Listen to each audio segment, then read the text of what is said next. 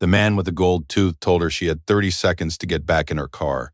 He said it the way men say things when they have already decided the conversation is finished.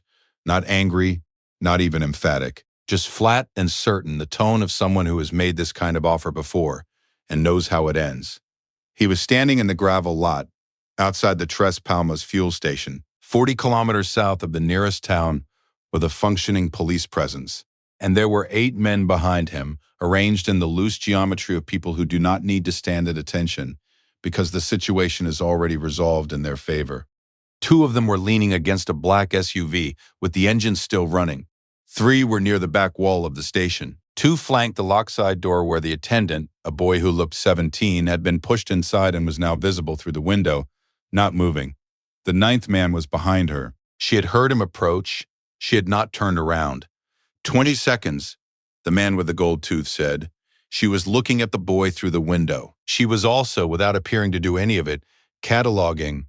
The 2 by the SUV were armed but relaxed, weight on their back feet, rifles slung.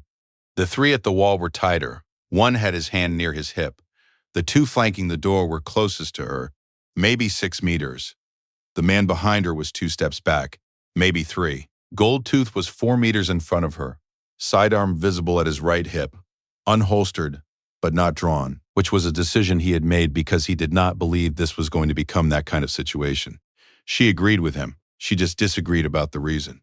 10 seconds, he said. Her name was Rosa Vega, and she had been driving north for 11 hours when she stopped for fuel, and she had been out of the military for 14 months, and she had a duffel bag in the back of her truck that contained a change of clothes, a medical kit, and nothing else of use to anyone. And she had pulled into this station because the gauge was on empty, and the next station was 60 kilometers away, and she had made the calculation that an empty tank was a worse problem than whatever was happening here.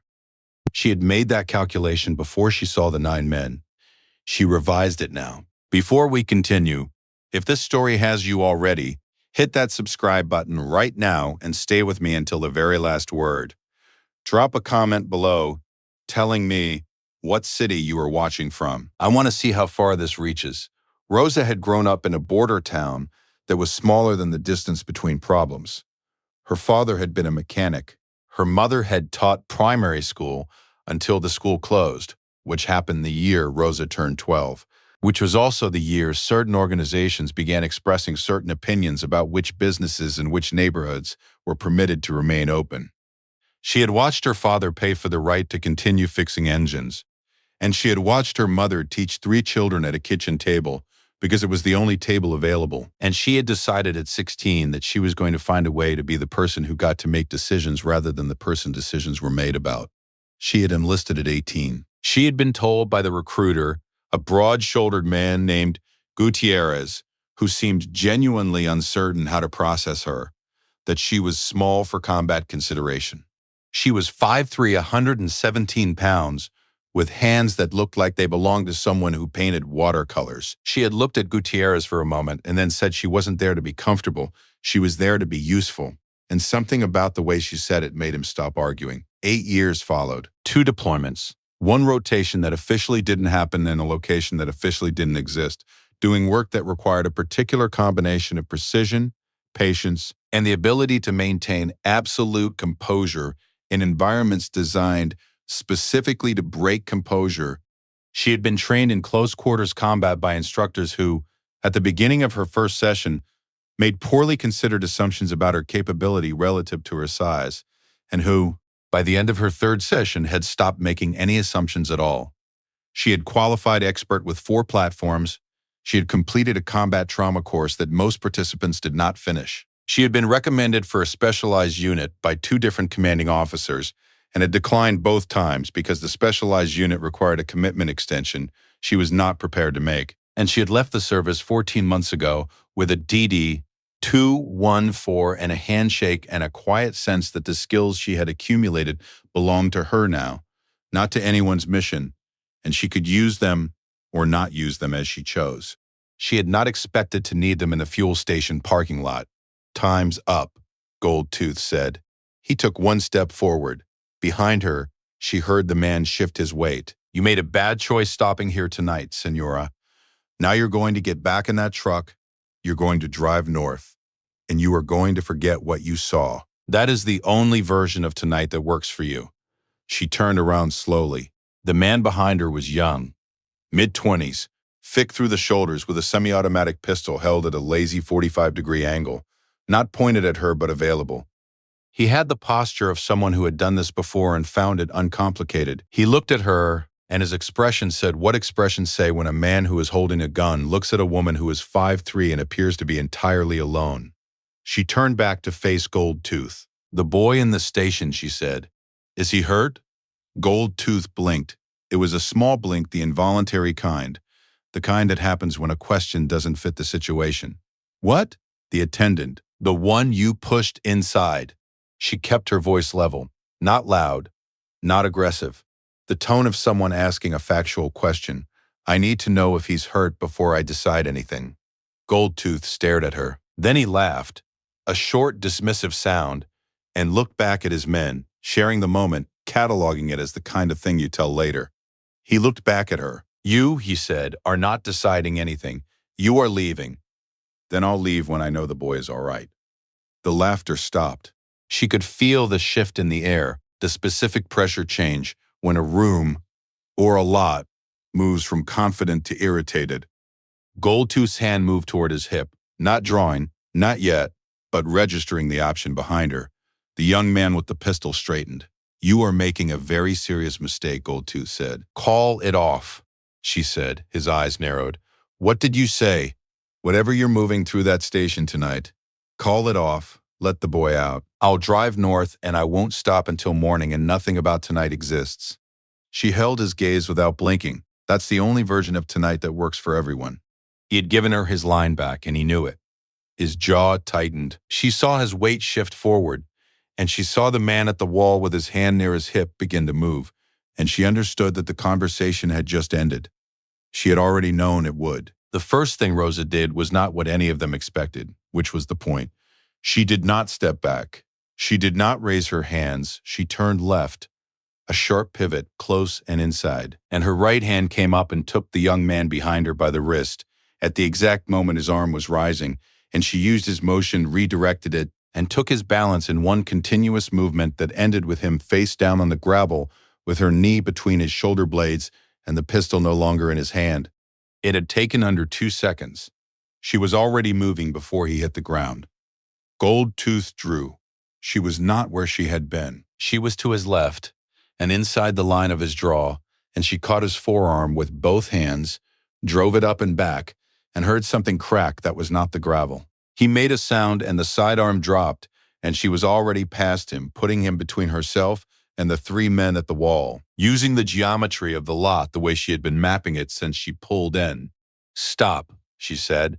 Not loud, she said it the way you say a word that has enough weight to stand without volume. 2 of the men at the wall had drawn.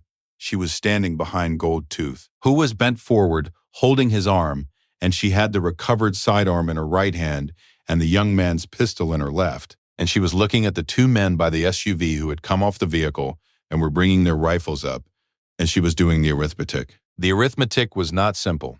9 men, 2 in her hands, 1 on the ground, 2 at the wall with weapons drawn, 2 at the SUV with rifles, 1 still at the door.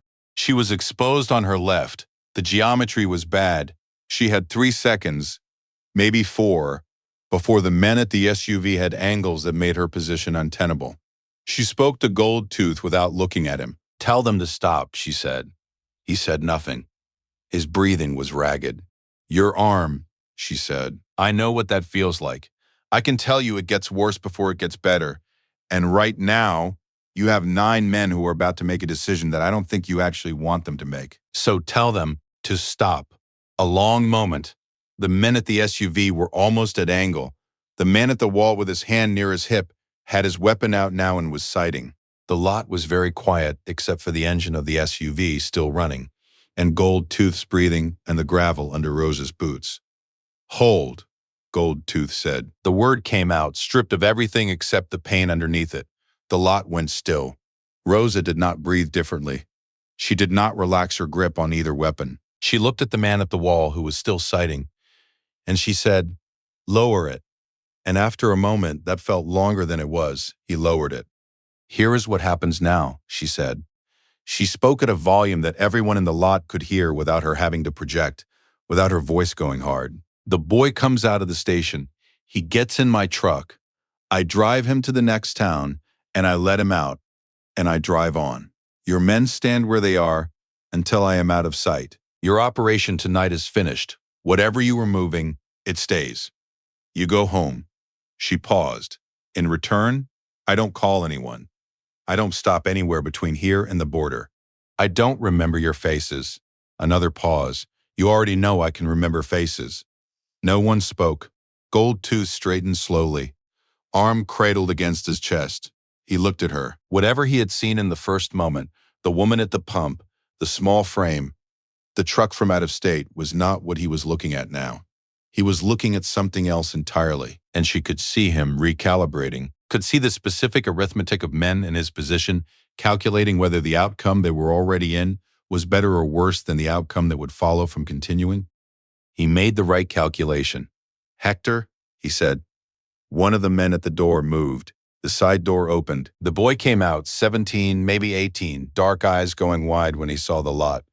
The weapons, the woman standing in the middle of it. He looked at Rosa. She tilted her head toward her truck. "Passenger side," she said. "Don't run." He walked. She walked with him backward, both weapons still up, putting the truck between herself and the wall as they moved. She opened the passenger door without looking away from the lot. The boy got in. She moved to the driver's side. She started the engine. She drove north. The boy's name was Ernesto. He was 18. He told her this somewhere around the 20-kilometer mark, when his hands had mostly stopped shaking and he had determined that the woman driving the truck was not another threat.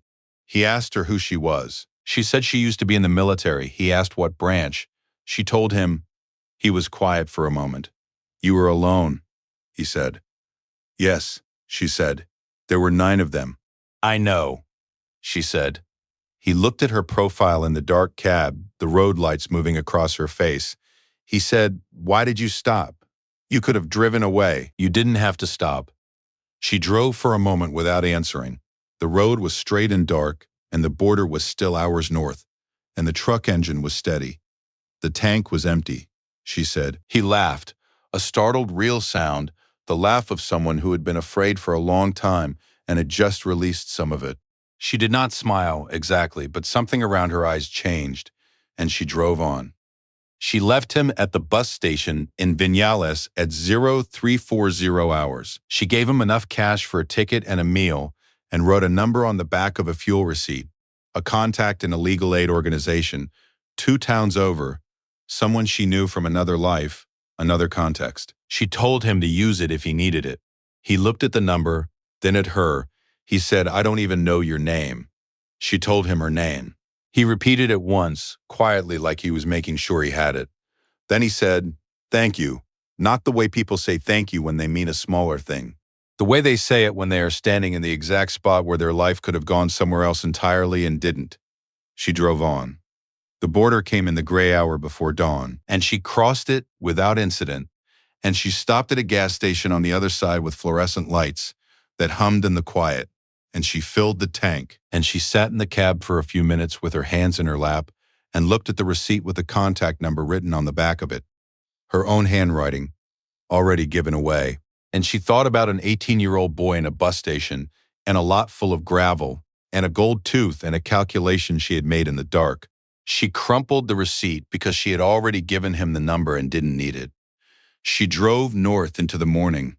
There is a kind of strength that is only visible in the moment it is required. That exists without announcement, without display, that accumulates in quiet years of difficult work, and then one night is simply there, present, and functional. In a parking lot where 9 men made an assumption that turned out to be the worst decision of their evening, that kind of strength cannot be conferred by rank or title or the opinion of anyone who wasn't there.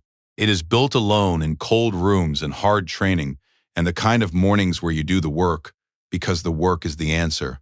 She did not stop because she had calculated she would win. She stopped because the tank was empty and the boy was visible through the window, and some decisions are not made with the mind that counts numbers. They are made with a different part, The part that was built before the training, that the training simply sharpened into something that could be used. She walked out of that lot alone, because she walked into it alone and had been walking alone for a long time, and knew, with the quiet certainty of someone who has learned exactly what she is capable of. That alone was sometimes enough. 9 men, 1 vet, 1 boy on a bus going north. She never looked back.